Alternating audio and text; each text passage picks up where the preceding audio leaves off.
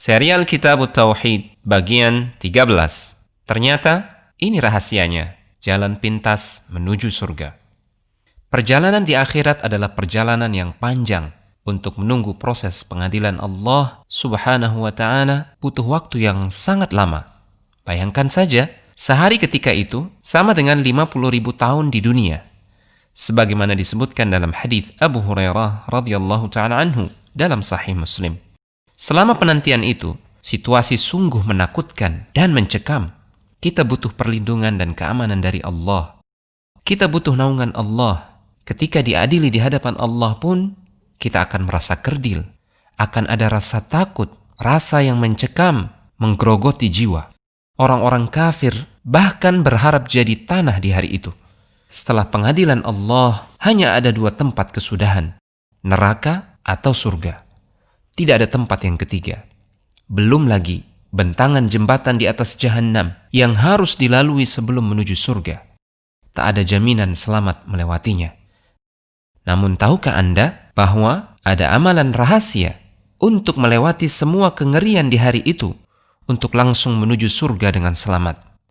Ibnu Abbas radhiyallahu ta'ala anhu meriwayatkan bahwasanya Rasulullah SAW pernah bersabda di hadapan para sahabat yang artinya, telah diperlihatkan kepadaku sekumpulan umat. Aku melihat ada seorang nabi dengan umatnya yang jumlahnya tidak sampai 10 orang. Aku juga melihat seorang nabi yang hanya punya 1 atau 2 pengikut.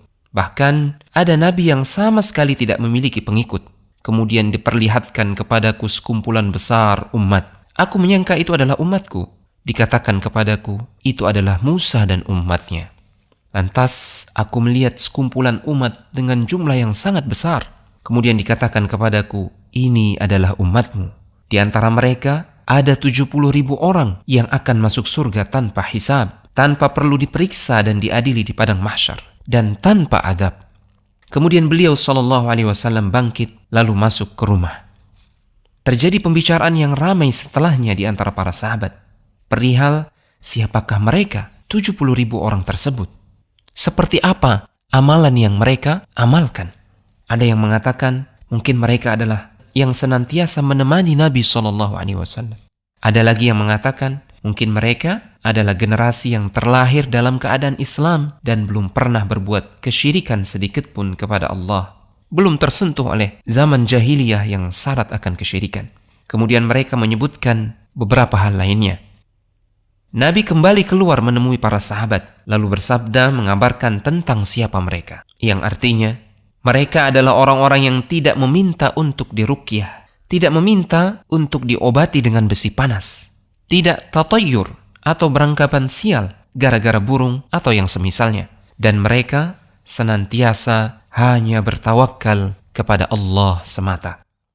Salah seorang sahabat yang bernama Ukashah bin Mihsan radhiyallahu ta'ala anhu lantas berdiri seraya berkata, "Duhai Rasulullah sallallahu alaihi wasallam, doakan agar aku termasuk mereka." Rasulullah sallallahu alaihi wasallam bersabda, "Engkau termasuk di antara mereka."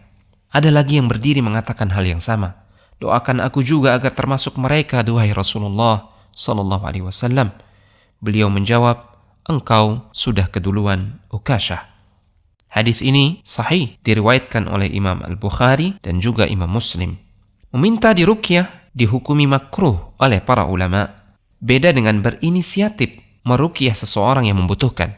Ini termasuk doa dan sedekah yang dianjurkan kepada saudara muslim yang tertimpa penyakit. Ada unsur penyandaran diri kepada makhluk manakala seseorang meminta untuk diruqyah. Selayaknya dia meruqyah diri sendiri dan langsung berdoa memohon kepada Allah Subhanahu wa ta'ala sebagai wujud kesempurnaan tawakal di hati. Para ulama menjelaskan bahwa meminta ruqyah, mempraktekkan kai atau pengobatan dengan besi panas, beranggapan sial gara-gara burung gagak hitam misalkan, adalah perbuatan yang bertentangan dengan tawakal dan kesempurnaan tauhid. Mereka yang masuk surga tanpa hisab dan tanpa adab adalah orang-orang yang totalitas dalam bersandar dan bertawakal kepada Allah dalam setiap urusan mereka. Pikiran, lisan, dan raga mereka tetap berikhtiar untuk meraih tujuan. Namun hati mereka tidak bergantung kepada siapapun juga, tidak berharap kepada apapun juga, kecuali hanya kepada Allah semata. Inilah sifat-sifat mereka yang akan melenggang ke surga tanpa hisab dan tanpa adab. Semoga Allah menjadikan kita di antara mereka. Telegram channel Kristal Iman.